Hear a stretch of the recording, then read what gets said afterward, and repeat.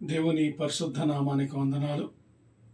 ఇక దేవుని మాటలు వింటున్న మీ అందరికీ యేసయ్య నామంలో ప్రత్యేకమైన వందనాలు తెలియజేస్తున్నానండి.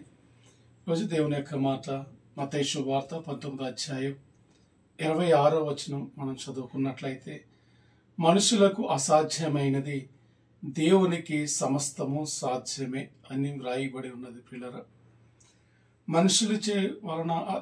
మనుషుల మీద ఆధారపడి మనుషులు చేస్తారని ఎదురు చూసి వారి జీవితంలో ఎన్నో ఎన్నో ఎన్నో పరిస్థితుల వాళ్ళ జీవితాలు ఎదురవుతూ ఉంటాయి. మనుషుల సహాయం కావాలని మనుషులు చేస్తారని ఎదురు చూసే వాళ్ళు చాలామందిని మనం చూస్తూ ఉంటాం. అయితే కొన్ని సందర్భాల్లో మనుషులు చేయొచ్చు, చేయకపోవచ్చు. మనుషుల సహాయం మనకు అందొచ్చు, అందకపోవచ్చు. మనుషుల వల్ల ఇది సాధ్యం అవుతుంది అనుకుంటాం, కానీ కొన్ని సందర్భాల్లో జరగకపోవచ్చు. కానీ ఈరోజు దేవుని వాక్యం బైబిల్ చెప్పే సత్యం ఏంటంటే అండి, ఈ మత్తయి శుభవార్త 19వ అధ్యాయం 26వ వచనంలో ఉన్నట్లుగా, మనుషులకు అసాధ్యమైనది దేవుని సమస్తము సాధ్యమే. అంటే మనుషులు చేయగలలేనిది దేవుడు చేయగలడు అన్న విషయాన్ని ఈరోజు మనం గ్రహించాలి.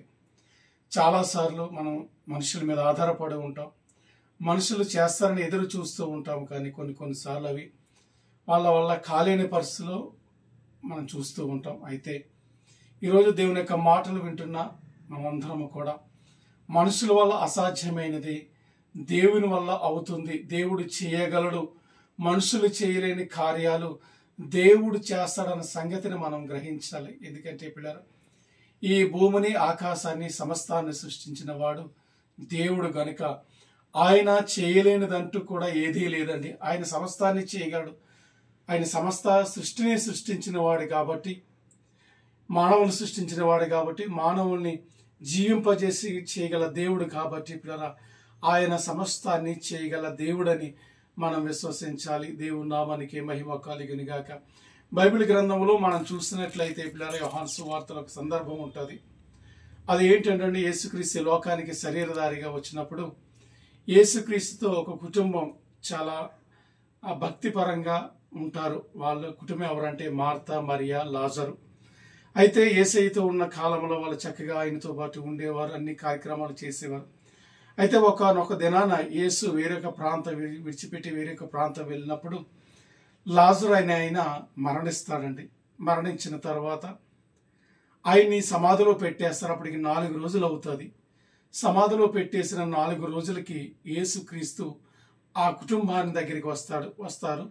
ఆ కుటుంబస్తులంతా వేదన చెందుతారు, ఏడుస్తారు. అయ్యా, నీవు ఉంటే నా తమ్ముడు లాజరు బతికి ఉండేవాడు అని తన అక్కలిద్దరు కూడా ఎంతో ప్రదాయపడతారు. అయితే యేసయ్య ఒక మాట చెప్తారండి, నువ్వు నమ్మితే దేవుని యొక్క మహిమను నువ్వు చూడగలవు, నీ తమ్ముడు బ్రతుకుతాడని చెప్తాడు యేసయ్య. అయితే వాళ్ళంతా గ్రహించిన మాటని, చనిపోయిన వాడు ఎలాగ తిరిగి లేస్తాడని వాళ్ళ అవిశ్వాసంలో, అపనమ్మకంలో ఉంటారు. అయితే యేసయ్య అంటారు, చనిపోయిన లాజరు సమాధి దగ్గరికి నన్ను తీసుకువెళ్ళని చెప్పినప్పుడు వాళ్ళందరూ కూడా సమాధి దగ్గరికి వెళతారు. యేసయ్య వెళతారు, ఆయన కన్నీళ్లు విరుస్తారు.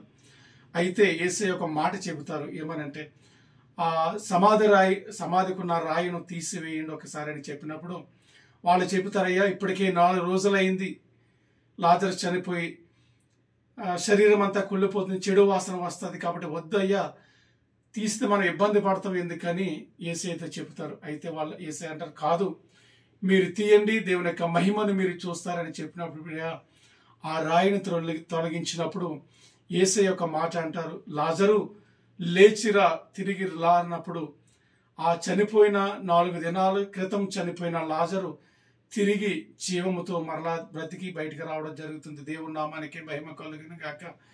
ఇది మనుషులకు అసాధ్యమే కానీ సమస్తాన్ని సృష్టించిన దేవునికి మాత్రము సాధ్యమండి.